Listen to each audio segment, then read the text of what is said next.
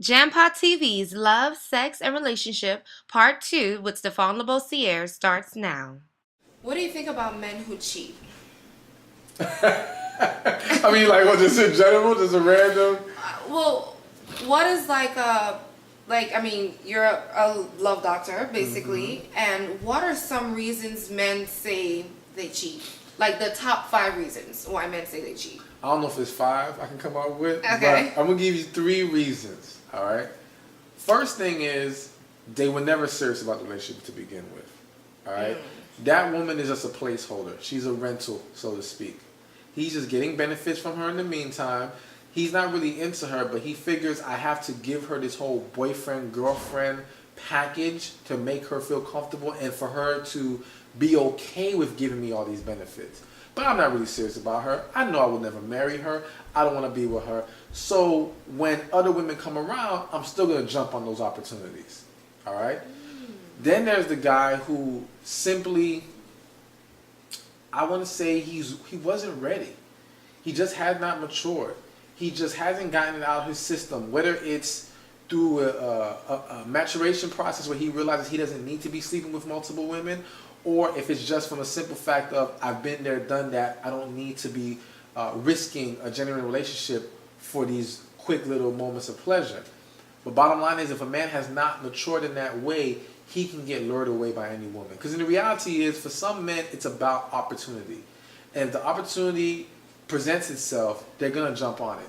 But a man who's either moved past those things will find it easier to say, nah, I don't want no part of that.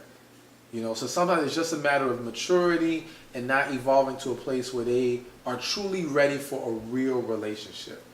Then the third thing that I don't think women give a lot of credit to is something's missing at home with that woman. A lot of women will say, I've given him everything. You could be perfect for a man and he'll still cheat. That's not true. I have yet to meet a man who cheated, who could not pinpoint something that he does not get from his woman. So you don't think all men are cheaters? No, not at all.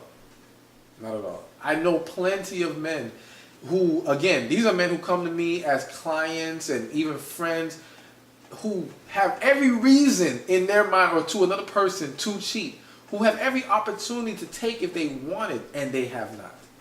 Because they have a deeper understanding, or there's a principle within them that goes beyond just pleasuring themselves, especially a man of God. Can I get their numbers?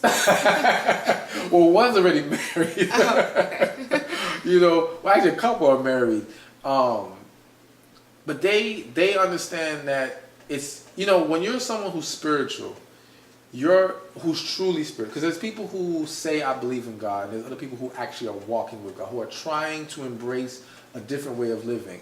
And that person who's embracing this new approach and this new way of life, they understand that, yeah, my woman may never find out I cheated, but I can't run from God.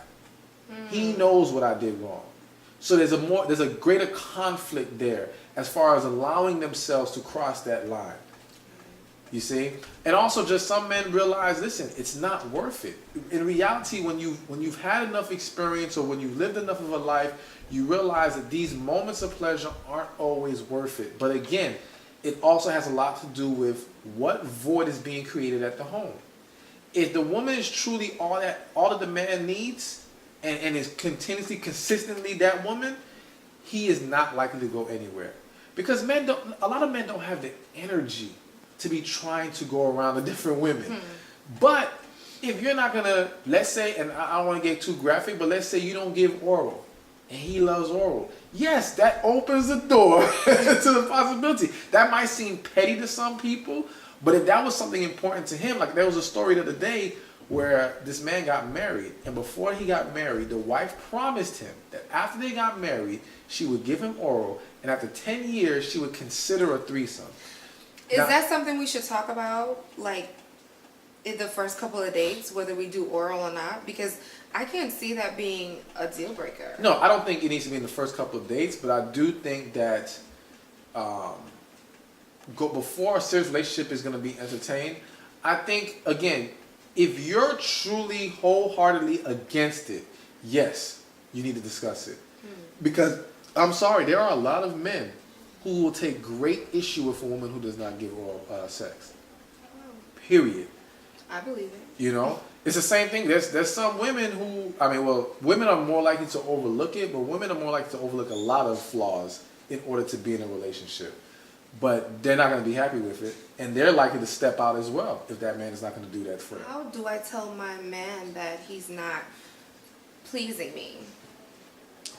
I mean, is a man not able to tell No. when a woman is okay? So Listen, how do I tell him that he? well, first let me sucks? say, there are times where a man can tell, but the woman doesn't want to hurt his ego. So she Right. gets caught up in trying to either fake an orgasm or make him feel good. And in doing that, now, how will he know when she genuinely doesn't like it? Because if he was performing and to him it's like, I don't think she was really feeling it. And she says, no, baby, I loved it. It was great. You did wonderful. Now, when he sees that same reaction from you, he'll think, well, she told me it was good last time, so why would I think it's bad now? Gotcha. So as far as how to tell him, I always say when you're going to give constructive criticism, you lace it with something positive, okay?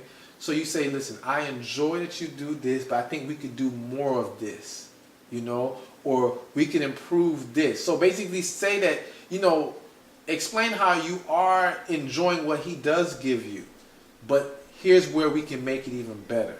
Here's what I would love for us to do, rather than, well, you don't do this, and I don't like that you don't do this. See, that sounds negative. You don't want to come off negative. There's a positive delivery that you can give to almost any message. So as long as you bring that positive energy, and as a woman, put some feminine energy behind it. That's what y'all are good at. Y'all can sugarcoat anything if you really That's wanted so to. true. You know? But unfortunately, a woman, it's her walls come up. And in not wanting to be vulnerable, that's why she doesn't come off with that sweet approach. She figures I gotta be hard. I'm not gonna let him take advantage of me or think I'm weak in any kind of way. And that's when she throws that attitude towards him. But it's not necessary. You catch more bees with honey. You know it all too. Well, thank you so much for allowing me to interview you. I really do appreciate it. Thank you for having And me. I'm sure after this interview, you guys have lots and lots of questions. Please tell our viewing audience where they can reach you.